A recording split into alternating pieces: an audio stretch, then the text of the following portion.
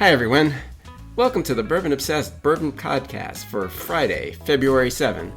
I am Ed from BourbonObsessed.com, also known on Instagram as Bourbon_Obsessed. I publish a bi-weekly newsletter featuring the latest bourbon news and releases, and also do this podcast version for your listening pleasure. This week's going to be a little different because I have a guest, Dean Langdon, who's going to help me with the news. Dean, why don't you tell our listeners a little bit about yourself? Thanks, Ed, and it's great to be on the podcast with you. I've followed you, for several years now, both, your Instagram, your webcast. It's great to see you expand into podcasts. I am really just a bourbon aficionado. I've not worked in the industry. I don't work in the industry. The only claim I can make there is my dad worked at Jim Beam in the late last century. So there's my bourbon heritage. Hopefully I like to read a lot about the bourbon industry, so hopefully I can add some color and some insights to your listeners. Well, you've already got your story down if you want to start your own bourbon brand, so you're good to go there. It's never too late. Never too late. No. So I always start off by telling people what's new on BourbonObsessed.com. And really this week I've just had reviews of the 3 different All Nations bourbons. And you can read about them in detail on the website, but they all follow a similar theme. They start off a little sweeter and fruitier, and then they become more dry and spicy in the finish. And the ones they have now are their flagship bourbon, which is their white label, which it doesn't actually say flagship on the label anywhere. It's just their Kentucky straight bourbon. Then they have a small batch bourbon and a single barrel bourbon. And as you'd expect, the flavors, vary a little bit across them, but they all follow that same flavor theme. And I've really enjoyed them. Dean, you haven't tried them I haven't yet, had a chance to try those. I've got a friend who works at Garrett County Distillery who dropped a bottle off, and shame on me for not opening it yet. But I'm glad to see them in that part of Kentucky, first distillery in Garrett County in a long, long time. And they've got an interesting take on why it's all nations, because it's really all nations except Kerry. They're trying to do a riff on Prohibition and sort of coming out from Prohibition. I don't think there's been a distillery in Garrett County since Prohibition, which is part of their marketing. So, well, it was a dry county until they had the rules changed. And for our listeners who don't know who Carrie Nation is, she was a famous person during the Prohibition and pre-Prohibition times who became famous for destroying drinking establishments with her little hatchet that she carried around. And Carrie's house her birth house has actually been moved to the property of the distillery. So it's something that you'll see if you take a tour down there, which is pretty cool. It's supposed to be haunted too, so I didn't bring my bourbon in when I went. And I'm looking forward to taking the tour down there. I went some my college years in Danville, which is right across the road there, and I know they've built a really nice distillery there. There's a lot of money there. I mean, these products aren't there to distill it, I don't think. No, they've only been distilling for a year. Yeah, so another couple of years, it'll be interesting to see what they're putting out. And it's going to be good. I had the opportunity to taste a bunch of the different new makes, including, I guess I'm not sure which I'm supposed to mention, but suffice it to say, I tasted a number of their new makes, and they're actually definitely headed on the right track. So that's good to hear. Yeah, looking forward to it. New make is always an interesting, way to sample a bourbon and try and predict its future, because there's some really great new makes out there, and the only way you can really get them is stop by the distillery and see if they'll share it with you. Yeah. So, all right, ready to move on to the news? So the first news story, I'm not sure it's actually on the list I gave you, but it got added. I think it is. The first news story is actually about them, Garrett County, which for everybody listening, it's actually spelled Gerard, but it's pronounced Garrett County Distilling. So they're a brand new member of the Kentucky Bourbon Trail. And then also Larrikin Bourbon Co., which used to be the Lawrenceburg Bourbon Company, they also have just joined the Kentucky Bourbon Trail. So Bourbon Trail is growing, and my wife actually just told me there were some other additions, including many that aren't open yet, which I thought was a little unusual. But anyway, I mean, bourbon tourism is obviously continuing to grow. Bourbon tourism is not slowing down. We've seen things about the decline or the slowing in the industry, but I don't see tourism slowing down. I think the Bourbon Trail just won a tourism award they revamped the website. It's more interactive now, and I think that's really helped sort of drive traffic as well as just people's love of the brown water. So anybody who hasn't experienced that and just gotten on the website, check it out, see what you're missing, because they're adding new distilleries all the time. Yeah, I mean, I remember when there were 6 or 8 or something when I first did it. I mean, I've accumulated all those books over the last many years, and now, I don't know, there's no way to do it in one trip. Impossible. And once you get through the big boys, then you get to work on the craft distillers. So, I mean, it can be a lifetime pursuit, just like you've been doing it. Well, plus they're all now very geographically spread out all across Kentucky, so it's a lot of ground to travel. All right, so our next news story, this is Blade & Bow has launched a sweepstakes, so this is good for all our golf players. And it looks pretty good, but I don't play golf, so I'm not entering. But it offers the opportunity to win the ultimate golf outing with pro golfer and bourbon lover Wyndham Clark, including a post-game social hour with Clark at the 19th hole. One lucky winner and up to 3 of their friends, who have to be 25 years or older, will be flown to a premier U.S. golf destination for an unforgettable 2-night trip, including a round of 18 holes at a prestigious course played with Clark himself. And it sounds like everything they're offering is going to be first class for travel and accommodations. So it sounds like a great experience if you are a golfer.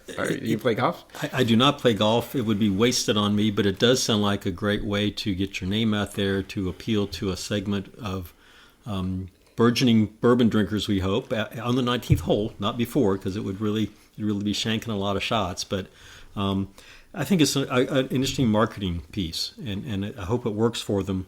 And maybe you'll see some other folks do similar things. You got to blend an experience with just drinking bourbon, and I think that's a great way to try and keep the people interested in it. Well, golf has been something that bourbon seems to be interested in, because Heaven Hill was involved. What was it? Evan Williams, I think, was sponsored the PGA. Right. That's right. Yeah. In Louisville. Yeah. So I mean, I think there's been a number of that. So apparently golfers like bourbon, but that's good. It's good to branch out from sports car races every once in a while. All right. So our next story is about New Riff Distilling. So this is actually pretty interesting, and for those of us that like getting barrels, this is a good one. So they've announced that they've added a 6-year-old single barrel rye, which is bottled at barrel proof, to their single barrel selections. So customers can either go to the distillery and do their pick there, or they can pick it remotely. And the other good thing about this is that you don't have to buy an entire barrel. You can buy anything from 15 6-pack cases, which is around 90 bottles, to a full barrel, which is approximately 30 cases or 198 bottles. So that's a lot of flexibility. And I mean, it's another sign of the Kentucky's bourbon aging, the fact that they've been able to add this 6-year barrel proof rye, and so not bottled and bond like, their regular version. Yeah, I'm a big fan of New Riff, and I like they seem to me to be sort of pushing the envelope on the whole barrel selection. I know there's other distilleries now that Kentucky's made it legal for you to go pick a barrel. In the past, I've always seen it associated with a retailer. That doesn't appear to be a requirement now at New Riff.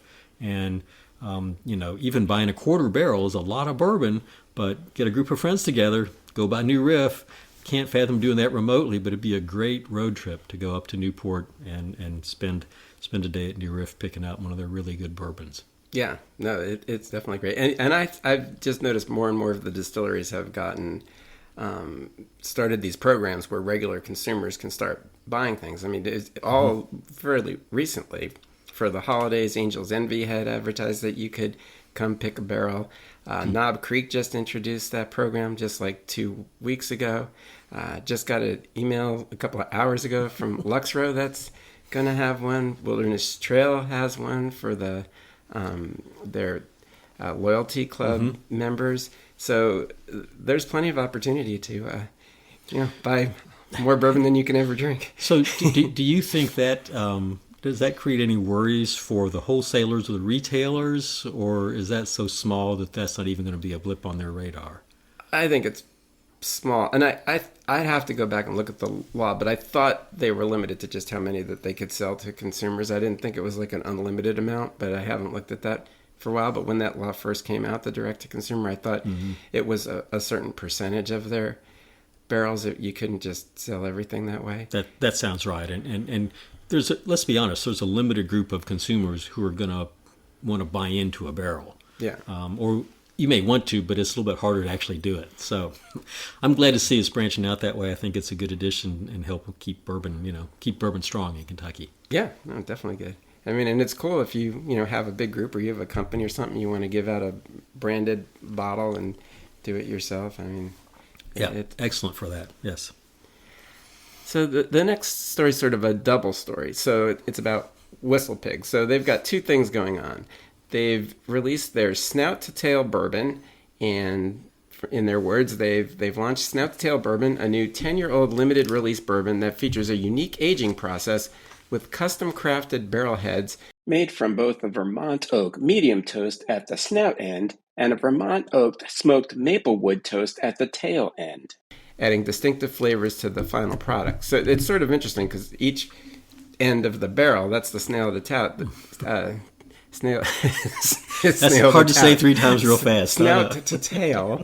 The head is made of a different wood than the tail is, and they actually flip the barrel during aging, so that which makes me think they must be aging them unpalletized and vertical. I thought the same thing, because it's like it says they're flipping those 180 degrees, right. And if it's on its side, that doesn't make any sense. So they've got to have these things palletized, and flipping them. That seems to me like an awful lot of work for the concept, and your palate might be able to distinguish that, but I don't think the majority of people are going to be able to tell that there's two different ends on that barrel when they sit down and drink that. So I like the fact they're coming out with a bourbon. I think that's good. They've had an amazing rye product for years and years. That's what they've built their name on.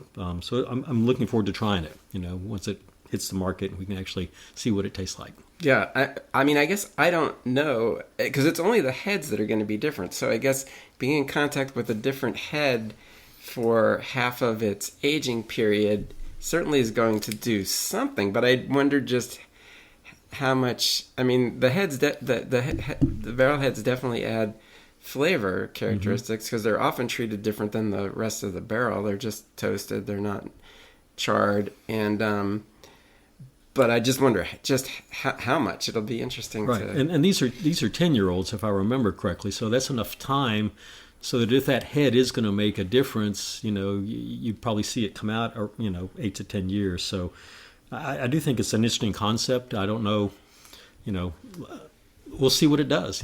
We'll see what it is, and maybe we'll find out in Louisville when they open their retail spot in Louisville. Right, I assume they're going to be on Bourbon Road downtown in Louisville. You're stealing my thunder, because that's our next news item. But before we leave this one, well, we'll just say, so it's bottled at 88 proof, so that's sort of a play on the 880 miles from where Whistle Pig is in Vermont to their new location that Dean's already talked about, that's going to be located in Louisville. And it's priced at $89.99. But one thing that I thought was very interesting, which they don't mention in their press release, so the bottle just says Kentucky, says straight bourbon whiskey on the front label. But when you flip it over in little tiny letters, do you know where it was distilled? Did not see that, no. Because Whistle Pig is in Vermont, so right. We're thinking it's a 10-year-old Vermont, but it's distilled in Kentucky. So I found that very... we see so many distillers who are making a go with other people's products, and that's part of the deal right now. I mean, you look at Bardstown Bourbon Company, and contract distillers are just part of it, and you don't have to make your own. It's expensive to make your own, so that doesn't surprise me that Whistle Pig is doing that. Well, it only surprises me because they've been around for a long time. They do make their own bourbon because they have it in the farm stock, and I think they have it in something else. So they do. I guess I'm not positive they make it all right. They make the farm stock one, But, they've always sourced from the beginning. I mean, it's never been on their label when they had Canadian rye. Right. Right. As well. But I just thought it was a little unusual because the tone of the newsletter was how, Vermont whiskey is coming to play with the big boys in Kentucky, and meanwhile it's distilled in Kentucky. We're good. We have people like you, Ed, who read that fine print and make us conscious bourbon consumers, because I think that's really important. I'll feel better that I'm supporting Kentucky bourbon now when I'm drinking Whistle Pig bourbon. Yeah, well, the fine print's what it's all about. As we know that sometimes you have to dig a little deeply to find out everything that's going on in the world of whiskey. Yes, you do. So the next Whistle Pig news story is about what we already mentioned. So they're coming to Louisville, and it's going to be called the Whistle Pig Piggy Bank. And Whistle Pig is opening the Whistle Pig Piggy Bank in Louisville, Kentucky. The Whistle Pig Piggy Bank brings interactive snout-to-tail experiences, exclusive tastings, a big pig bar, and other ham hijinks. The prime cut of the experience is the Century Bank Vault, reinvented to house Whistle Pig's most rare and collectible whiskeys. The Piggy Bank will open this summer, so just off Whiskey Row, but nearby at 403 East Market Street in Louisville. And I just find that interesting too, since we don't have any other distilleries from out of state that have opened a brand home. That's true. In Kentucky that I know of. I'm not aware of any either. The Kentucky distilleries are well represented there. Something else that's sort of an interesting take on the whole piggy bank, that building used to house a business called Bank Shot Billiards. And so it just seems like they can't get away from the whole bank theme. I'm looking forward to seeing what's in the vault once they stock that with some of their rare whiskeys that Whistle Pig has. Maybe later on this summer, we'll take a road trip and see what they've got. Yeah, definitely. I mean, they have some interesting. I guess it'll be all the Boss Hogs and that 23-year-old, is it, single malt, and all the things along those lines. Yeah. I heard. Not sure where I heard this, but I think there's a lot of work to be done on that building, and so I look forward to what they're going to do to it. I love what's going on in Louisville as far as renovating some of these older buildings, turning them into tourist spots. Just best of luck to Whistle Pig in getting this done so we can all enjoy it. Yeah, I mean, it certainly sounds like an interesting addition. I'll definitely check it out. All right, so our next story is about Heaven Hill. They've appointed a new East Coast brand ambassador, Adam Edwards. And the story says Heaven Hill Distillery has named Adam Edwards as its new East Coast brand ambassador. Edwards, who has had extensive experience in the bourbon industry, will represent Heaven Hill's portfolio across the region, strengthening relationships and educating trade professionals, consumers, and the media. Well, and I saw that he's been at like Rabbit Hole and Heaven's Door, and so those are all, it sounds like he's really done a great job of growing into the industry. But what really impressed me the most, Ed, is he plays the tuba in a New Orleans-style brass band. I mean, you got to love somebody who can do that. And well, that's his Instagram handle. I think it's Bourbon Tuba.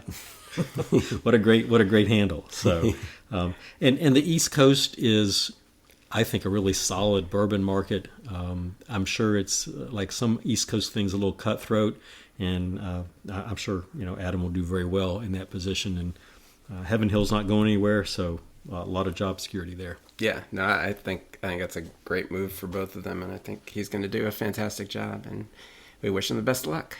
Yeah. So our next story is about Brothers Bond Bourbon. So they've announced a strategic partnership with Banfi Vineyards, and they're Banfi is a leading Italian wine producer and importer of their own family-owned fine wines. And for Brothers Bond, this is going to expand their distribution and reach. Through this collaboration, Banfi will serve as Brothers Bond's sales agency in the U.S., leveraging its extensive network and expertise. The partnership marks Banfi's first portfolio extension in over a decade. So, seems like a good partnership. It seems like a really interesting partnership. I mean, we've seen in the industry where, a lot of blenders or folks will get started, they'll build a distillery, but it's going to be 4 years before they have product. So you're buying from somebody else, and you're marketing that. What I haven't seen until this is not just buying the bourbon for somebody else, but essentially buying the distribution from somebody else. And buying is not the right word, but what a great way to get a leg up is to work with somebody who's already got that established distribution network, because it's hard to build that. It's not something that happens overnight. So I think that's a great way to sort of leapfrog into the distribution network. Yeah, I mean, it's interesting because, I mean, a lot of people have, sold to bigger companies, and that's been to expand their reach. And I mean, they did not say what the specifics of this arrangement actually is. So I don't know what kind of ownerships there are, if it truly is just a partnership. But yeah, I mean, it definitely, especially if people, want to expand worldwide, to join with these international companies, certainly. Exactly, yeah, and Banfi is, I know that they're privately owned, so you've got more flexibility if you've got a privately owned company.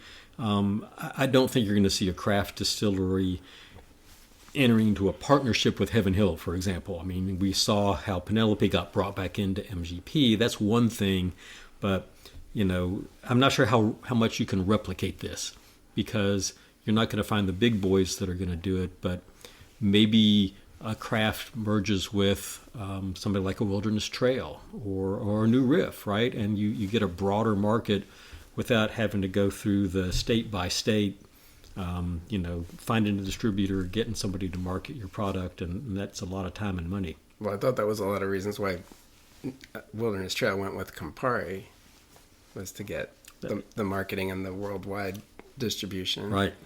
Yeah, which is one of the great parts of that deal for them. So, because I mean, up to now, Brothers Bonds had a lot of marketing because of the celebrity appeal, because of Vampire Diaries. I guess I don't know how worldwide Vampire Diaries is, but if it is, then it markets itself. Yeah, and that's out of my realm of knowledge, I'm afraid. So we'll find out. We'll have them check in another year, see how it's doing for them. Yeah. So next is Castle and Key Distillery. They expand their sustainability efforts. And I thought this was actually interesting because I actually had no idea that this was going on, even though I've been there many times and it's basically in our backyard. So Castle and Key Distillery announces the completion of Phase 1 of a major solar energy project as part of its ongoing sustainability initiatives. With this investment, the distillery is further solidifying its commitment to renewable energy, harnessing solar power across more than an acre of space. Castle and Key's solar energy system is installed at the distillery's Versailles warehouse in Woodford County, and it's designed to provide a substantial portion of the distillery's energy needs. And it also said they're producing enough now that they're selling it back to the grid, and this is just Phase 1, so it's pretty good accomplishment. I think that's a great accomplishment. I always like to see the industry focus on environmental concepts and sustainability. You can go out and look at Maker's Mark as sort of the marquee brand that does that kind of stuff. But I'm not even sure Maker's has a solar project. So good for Castle and Key. Especially that they've got the utility in line, so it'll buy the excess utility. And let's see what else they can do with this. I mean, I think that's a great way to make themselves unique. They already do that with their bottle and all of this other stuff, but it's just another way that they're different from everybody else. But an acre's pretty big. I mean, I guess I'm not that familiar with what big solar sites are, but an acre sounds like a lot to me of panels.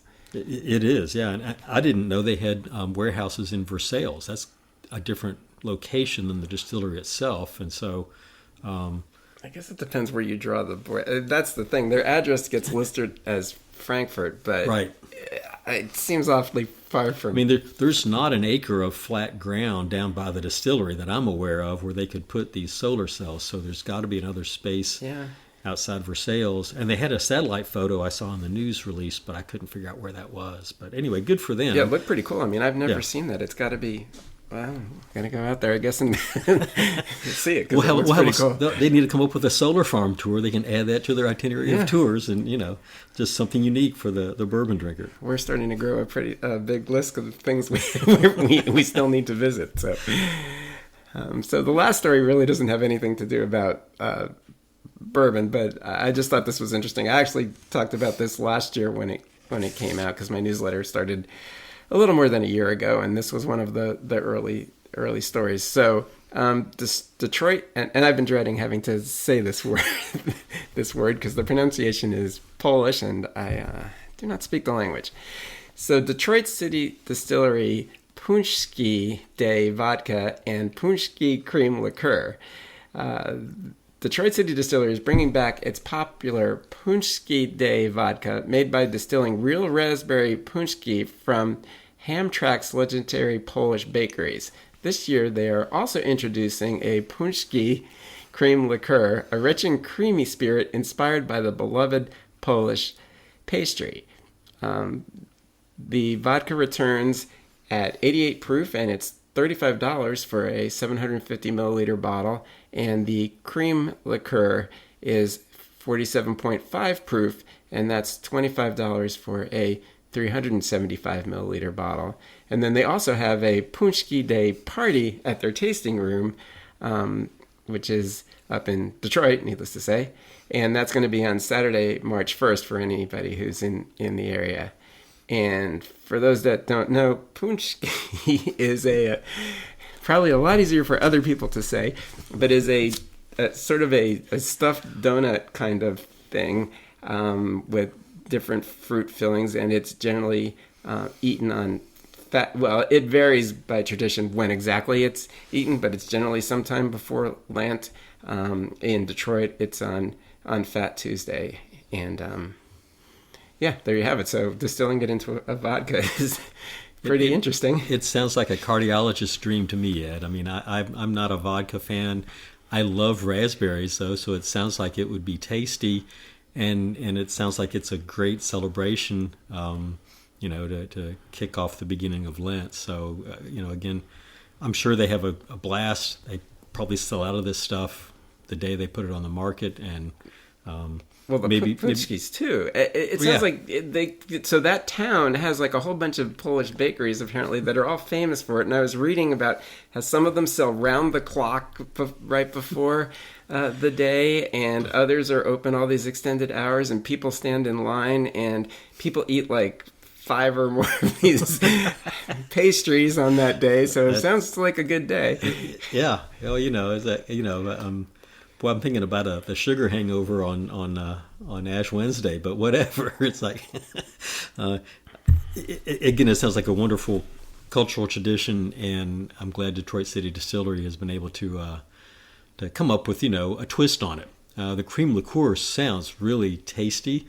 If you ever find any down here, or if somebody sends us some, let me know. I'll come try it with you. Well, the interesting thing is, the vodka sounds like it's sort of sweet and fruity enough, but they made the cream liqueur because they had requests because people wanted a sweeter version. So there you have it. Yeah. Well, you won't see me going to the festival, but I'm glad they have fun. All right, Dean. How are you holding up? This is great. I'm having a blast. So let's make it even better. All right. So now we're going to move on to the new bourbon and other whiskey releases. So there's quite a few of these too, just as there were news stories. So we're going to start with Buffalo Trace and their experimental collection. So they have their newest release, which is it's called Spirits Distilled from Grain and Hops. And for those of you who don't know, Buffalo Trace puts out these experimental collections, which are, just as they say, they try some pretty unusual things, and they sell it, and they see how they like it. They see what the public response is, and if people really like something, they'll eventually potentially be a product. Although this one will be a long time because it's an 11-year-old. So if we like it, it'll be a little while. I may not see it. Who knows? Who knows how much they got aging already, Ed? We never know. Well, we'll tell people about it. They can decide for themselves if they'd like to try it. So Buffalo Trace has unveiled their latest experimental release, exploring the influence of hops on whiskey flavor. This unique spirit is made from new make, so they take something that's already been distilled, then they infuse it with hops, and then they redistill it.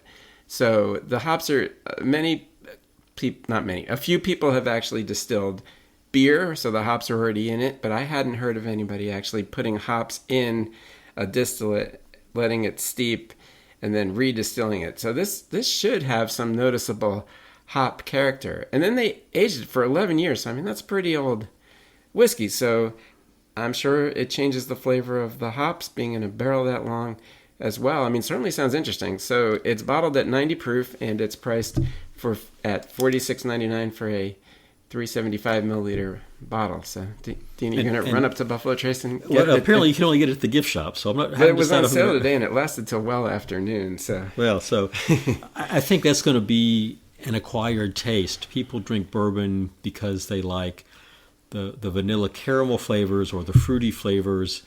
Hop is neither of those. I love a good IPA, but I have a hard time translating that into a bourbon taste. So I'd love to try it, but I just think it's perhaps not going to be something they come up with as a permanent selection. No, I mean, yeah, to me, I agree. It's the same thing. I mean, I'm a hop fan. I'm not sure I'm a hop fan in my whiskey, but never say never, and I haven't tried it. So I'd be certainly willing to, or happy to try anything.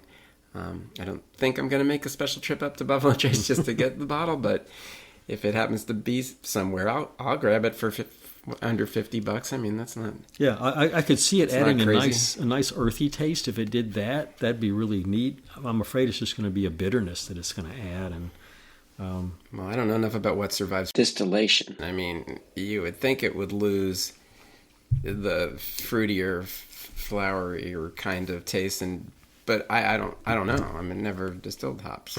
No, or infused them, and that's the thing. I mean, I think distilling would almost sort of wipe them out, but infusing is going to make it perhaps even stronger than distilling it in there. I don't know. I'm not that much of a scientist. But. I guess, and who knows what you extract. I mean, we're used to it being distilled in beer, or before it's got alcohol in it.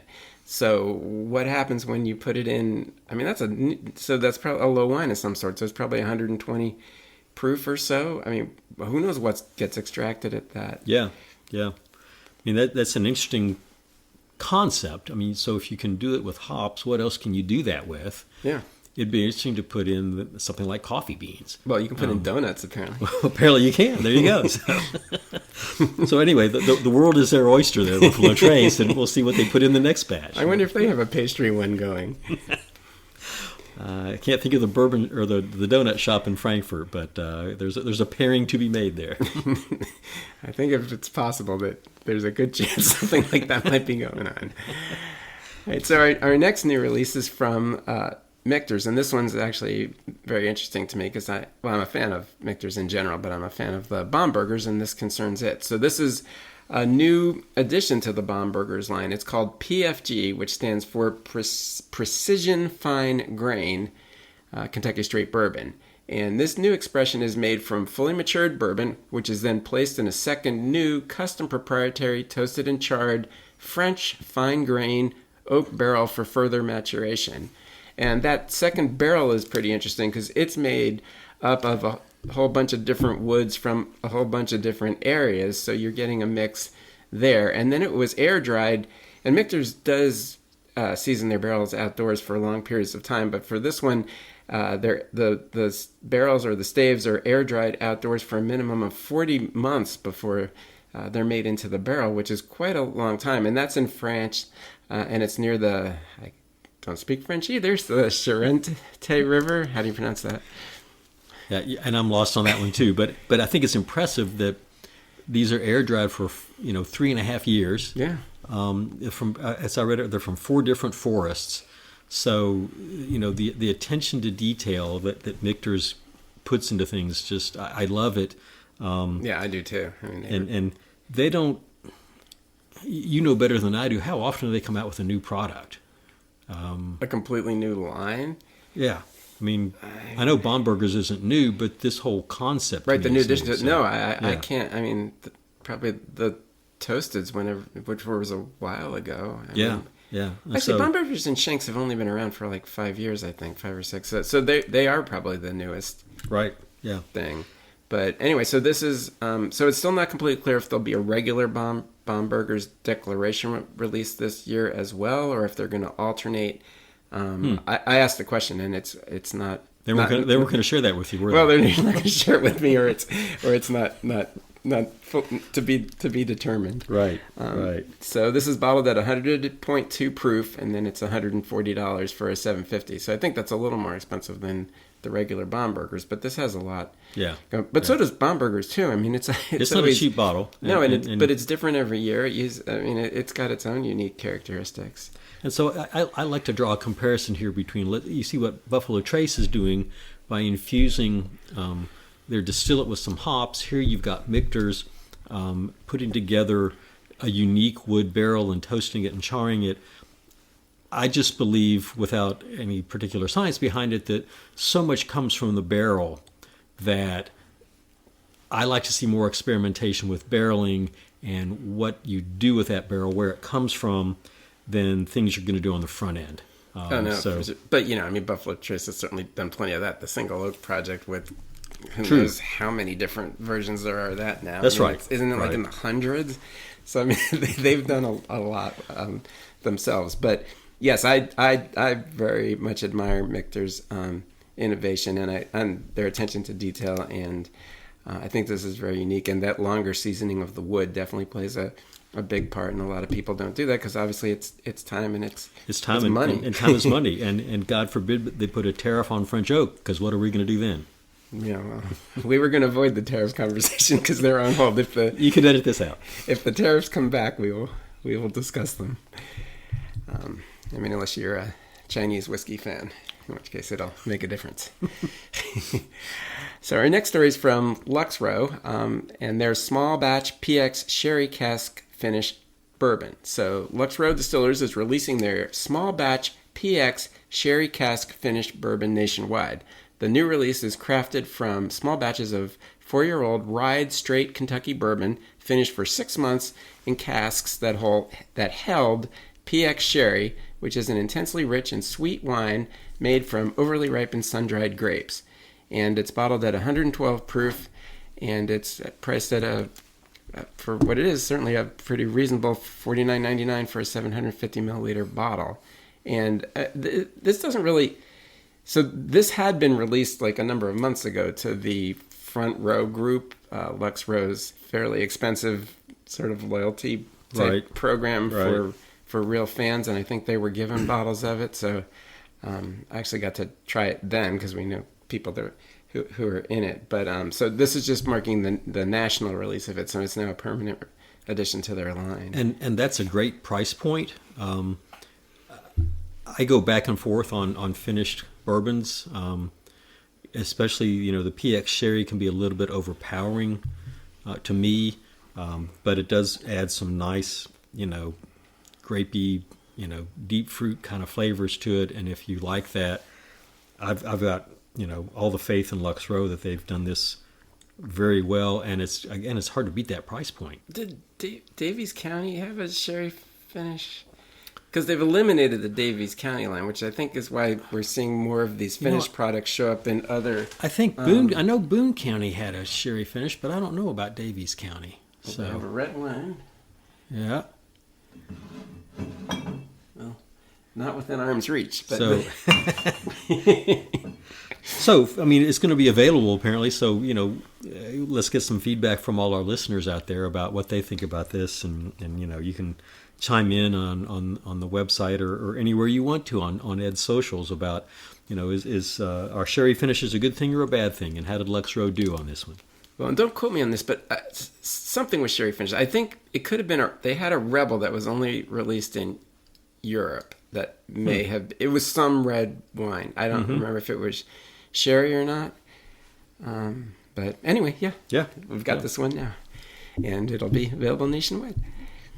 All right, so Penelope is our next story, and Penelope Wheated Bourbon joins their core series. So Penelope Bourbon has added a wheated bourbon to its core lineup with a carefully balanced mash bill of 74% corn, 16% wheat, 7% rye, and 3% malted barley. So it's sort of a 4-grain, but wheat is the dominant secondary grain. Penelope Wheated Bourbon delivers a rich, sweet character and a smooth finish, according to the brand. It's bottled at 95 proof and also reasonably priced at $39.99 for a 750 milliliter bottle. But Penelope's always been a for the most part, at a very approachable. Their core price series point. has been a great bargain. Yeah. I think so. And it's, to me, 16% isn't a lot of wheat. I mean, I know it's more than the rye, and it's the second grain after the corn, but it'd be interesting to put this next to something with a 35% wheat in the mash bill and see how they compare. But there's a big market out there. People love the wheat of bourbons. Good for Penelope to jump on top of it. Yeah. We actually just tried a little of this, and I'll be doing a review on it. Barrel Foundation Double Barrel Bourbon. Barrel Craft Spirits introduces its Foundation Double Barrel Bourbon, a line extension of Barrel Foundation, the company's first non-cask strength bourbon. And that, I think, came out like a year ago, the first one, something like that? I think that's right, yeah. It is a blend of Kentucky 8-year, Indiana 5, 6, and 9-year, Tennessee 8-year, and Maryland 5 and 6-year bourbon whiskeys. It features a derived mash bill, so they sort of add everything up and do the math based on the percentages, of 73% corn, 23% rye, and 4% malted barley. And it's bottled at 100 proof, and it's $54.99 for a 750 milliliter bottle. I think one of the trends we're noticing here is the prices seem to be more reasonable than in prior lists. That's right. Of new releases. Prices are coming down, and I actually, the bottle we were drinking from it, I shared with some other friends, and we'll get together and I'll have 3 or 4 bottles, and they kept coming back to this one. So I take that as a good sign. It's good. It's easy to drink. Yeah, it's very easy to drink. It's not for that much rye in the mash bill. I didn't think it was overly spicy. I got more of the oakiness from the double barreling than I did the rye spice. Do you want to write my review? That would save me some time. Maybe next week, not this time. It's overall, it's a good bourbon. It's a great price point. I'm glad to see Barrel getting more into that mid-range market, because I will balk sometimes at $90, $100 for a bottle, and Barrel is great at blending all their stuff together, but that's a lot of money. And so this is a great, if you haven't ever had a Barrel, this is a great one to start with. Well, I mean, just look at the liquor stores. I mean, that $100 to $300 area is like a no man's land now. I mean, those bottles are just not Barrels. I mean, anybody's are just, those are a difficult sell. People are looking more for value, and with prices coming down, there's, as we're just seeing from our list here, I mean, there's going to be a lot more offerings in that $50 or less ballpark. So, it's going to make it hard for many people to sell in that upper tier price range. Yeah, no names mentioned, but those folks who are putting out the $200, $300 bottles, might be some lean times. So you're going to see more of those $200 and $300 bottles on the shelves, I think. So. Well, you do. I mean, you go to Total Wine, and that right. the glass case has the same people joined by same bottles joined by, new bottles, all in that sort of no man's land price range. So, yeah, I mean, I think, there's always going to be people that are going to spend the money, and there'll be things that are splurge worthy. But I think for the majority of people, as prices become reasonable, that's what. I enjoyed drinking this $55 double-barreled bottle of Barrel as much as I have several $100 bottles. Although, I do remember it was not long ago when I would consider $55 to be quite expensive bottle. We're not going to talk about it. We're not going to talk about our age, Ed. Come on. I'm talking about like 6 years ago. I'm only 6 years older than I was then. I know. No, prices. I think we will see prices coming down, and that's a good thing for our bourbon consumers out there. Yeah, definitely. So the next one is we're getting ready a little bit for St. Patrick's Day. It's we already talked about Fat Tuesday, so we're starting to get to March things. And Two Stacks, the First Cut Signature Blend Irish Whiskey, comes to the U.S. Two Stacks is bringing its The First Cut Signature Blend Irish Whiskey to the U.S. market. It is a marriage of 5 whiskeys from some of Ireland's most lauded distilleries, with 2 single-grain whiskeys providing the foundation. A pot still whiskey lends layers of green apple and spice. A double distilled malt whiskey adds body, rich mouthfeel, and rounded fruity esters, and a peated malt whiskey adds a hint of smoke. It's bottled at 86 proof, and again, $37.99 for a 700 milliliter bottle, but I mean, that's coming from other parts of the world where that's standard. And the interesting thing about this is they have their dram in a can version, which is, it comes in 100 milliliter cans also, and it's $4.99 for a can. That's a little over 3 ounces. So if people chug down a couple of cans, they'll be ready to. They'll be seeing leprechauns, won't they, Ed? So I think so. So I mean, it was only a couple years ago where I tried really Irish whiskey. It never appealed to me. When it's well done, it's really good. The whole dram in a can thing is a little off-putting, but there's all the ready-to-drink stuff out there. And if it grows the market, I think I'm all for it. We'll see. Maybe at the St. Patrick's Day parade here in Lexington this year, we'll bring some of this, and we'll see what it does for the. We can throw these out to the crowds as opposed to candy for the kids. How about that? I think I'm going to be in New Orleans. I think that's when the New Orleans Bourbon Festival is. So if I bring them out on the street there, nobody's going to notice or think twice about it. That's right. That's right. So. I'm not familiar with Two Stacks. I don't know if you are or not, but I'm glad to see a little bit of an incursion in growth in the Irish whiskey market. There's some really good Irish whiskeys out there, and I hope this is one of them. Yeah, no, I'm actually a fan of Irish whiskeys, so I'm interested in trying this. And looking on their website, it looks like the dram in a can has been around for quite a while. Like if you go on their Instagram and stuff like that, it's been around for at least a little while over there. So. It's not just made for us. It's apparently now I sound like the Irish Spring commercial. The people in Europe have been drinking longer than the people in America just because they were there first. So they've got to have some different ways and different unique ways of how to imbibe the golden spirits. So it makes sense that they'd be the first to put in whiskey in a can. I mean, it sounds like an extremely dangerous idea to me, frankly, because it's not like a bottle. I mean, when you open the can, you're going to drink the can. You're going to drink the can. That's right. You're not, and it's harder to sip a can, frankly. I can just see people putting straws down in these things and going to town. So. Well, if you're going to take them out in the street and walk around with your cans, your 6-pack of cans of whiskey, seems like a little bit of a recipe for disaster, but drink in moderation, folks. There you go. Yeah. Drink responsibly. So next is Heaven Hill. So they announced the release of their latest in their Heritage Collection. And this year it's they've had a 17-year-old and 18-year-old bourbons. They had the 20-year-old corn whiskey. So this year's is a 19-year-old wheat whiskey. So Heaven Hill has announced the latest Heritage Collection release. This 2025 edition features Heaven Hill's wheat whiskey mash bill. So the same thing that Bernheim's made out of. Comprised of 51% wheat. So it's like barely a wheat, but 51% wheat, 37% corn, and 12% malted barley.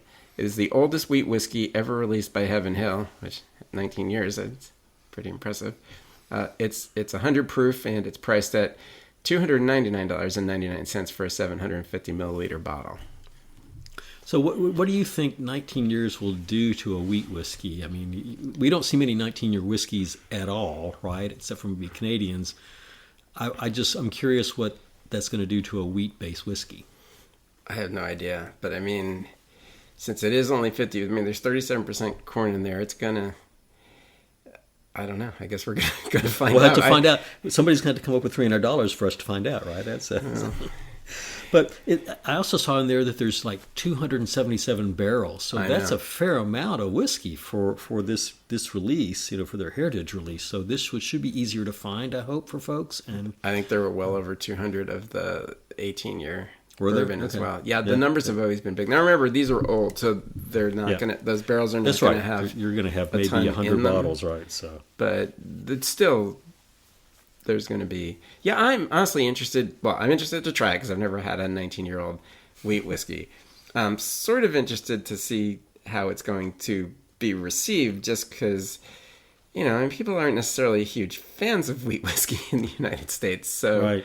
Or I'm not actually sure if there's any particular part of the world where they drink a lot of wheat whiskey. So, all these other variants don't tend to do as well as the bourbons. Yeah, and Heaven Hill came out with a Bernheim, I forget if it was, I think it's a barrel strength in the past year or two, I think. So they must have a bunch of this. Oh, no, they definitely do. and they're looking for ways to market it, and so we'll see if this works for them. Well, Penelope just came out with a 11-year wheat, but that was a limited release. Right. But that was also $200. Yeah. Well, and this is 3, right? So that's, Yeah. again, it's at a price point where you're going to have a specific group that's going to be interested in this. And so, if you're like me, I'm going to learn about it from you or from other people on Instagram, and that's fine. Okay, that saves me the $300. I'll spend it on the $55 barrel. Nothing against Heaven Hill, but but Heaven Hill's a little different than the other brands we didn't name that we were talking about in the glass cases. You don't see the Heaven Hill stuff sitting in those glass cases unbought. I mean, they'll be sold. There's enough fans and people have enough respect for the quality that's going to come from them, so they would buy it. So theirs have value.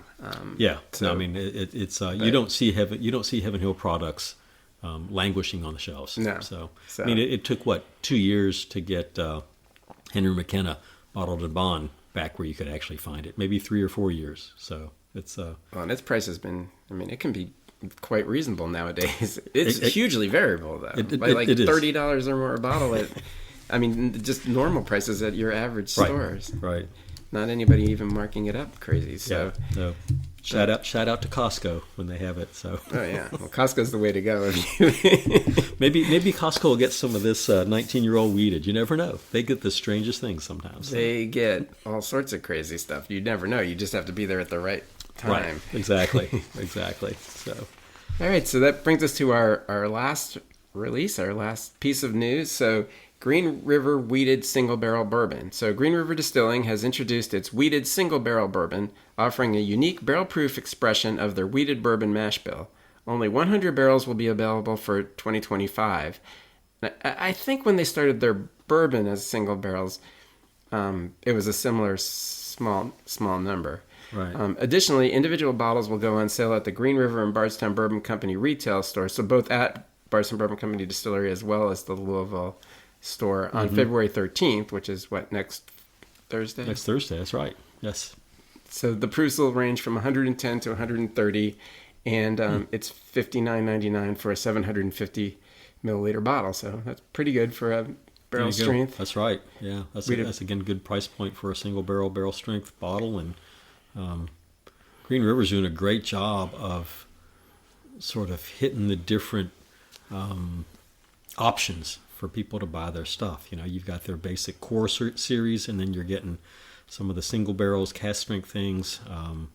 I've been really impressed with what they're doing to sort of get their product out there. Oh yeah, and they have been very good value for. Their prices have been very reasonable. The quality, I think, has been very high, and I've tasted been like a year, but the wheated bourbon from the barrel, and I really like barrel proof wheated bourbons in the first place, and it was fantastic. So we were just sort of waiting for this to become available. So I've definitely been looking forward to this for quite some time. Well, that's good. I'll have to see what I'm doing next Thursday. I have to look at my calendar and see when I can sneak away from work and see if I can snag one of these. I'm sure you'll find a way. Stranger things have happened, Ed. Stranger things have happened. So. I remember a barrel pick with Dean working in the back seat of the van, but that's you got to do what you got to do. It's bourbon is an important part of our lives, and so I work so I can drink bourbon. That's the way it works. Absolutely.